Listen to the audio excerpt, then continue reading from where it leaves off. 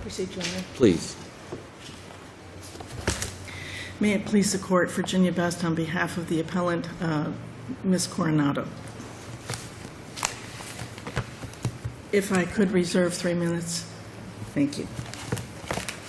Doesn't every issue boil down to prevailing party, including the agreement between the parties and the applicable law, and even in the absence of an agreement?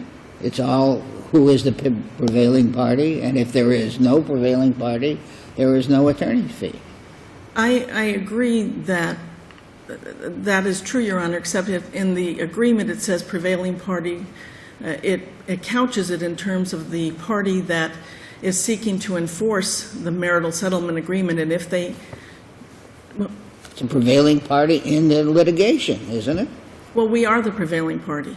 Well, that's the whole point of the case. Well, but you asserted a counter-petition for fraud, correct?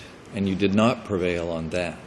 No, Your Honor, that's not what we are seeking the fees on is a very limited part of the case.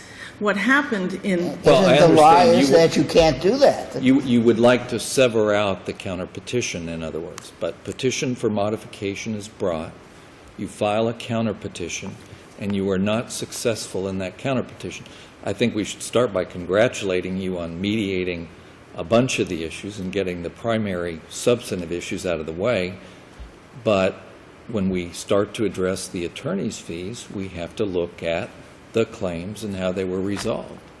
Well, Your Honor, we had brought a motion specifically, that's reflected in the transcript of the August 23 hearing.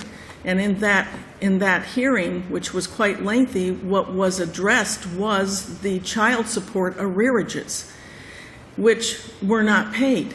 The court indicated that rather than do that piecemeal, he set aside an entire day for all matters to be resolved that were addressed by the pleadings. And he specifically said, go to mediation and try to resolve what you can. And he indicated to the appellee, if you owe child support, you have to pay child support. You don't have to pay attorney's fees if the other side brings another action which is unsuccessful. The two are completely separate.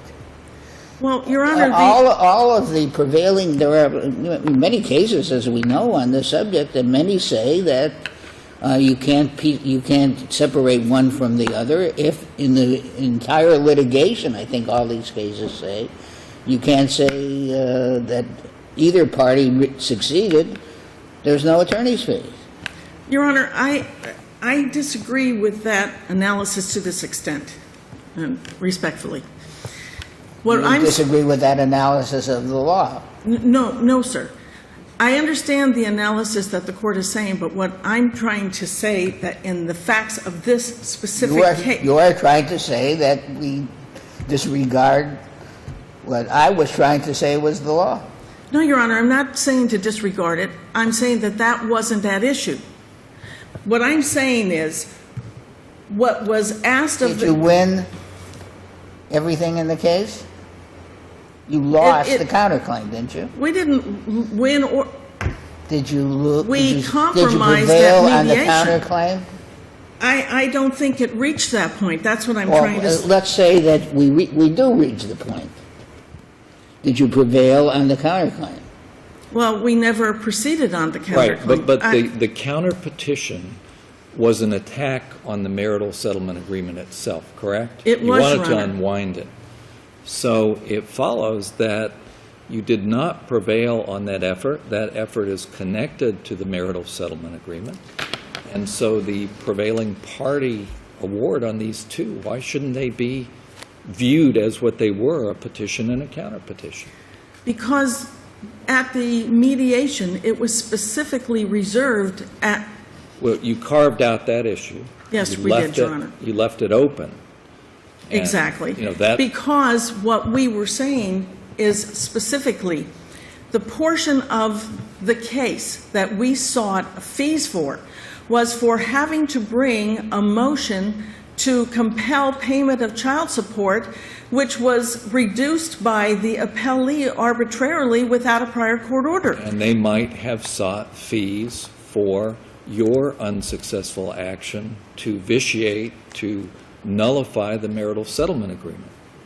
Well, Correct. they did not, because that's not an enforcement. Neither side prevailed.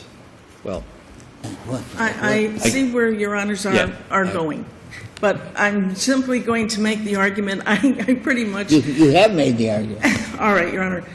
You have my brief. You understand my argument. the other concern, quite frankly, is that as you go to the mediation and you're successful on the substantive issues, and then we have an appeal from a standard that is governed by abuse of discretion, we got more attorney's fees. I mean, that truly is concerning, I think, and you know, I'm not following what the hope always is that you can resolve all the issues and not leave a...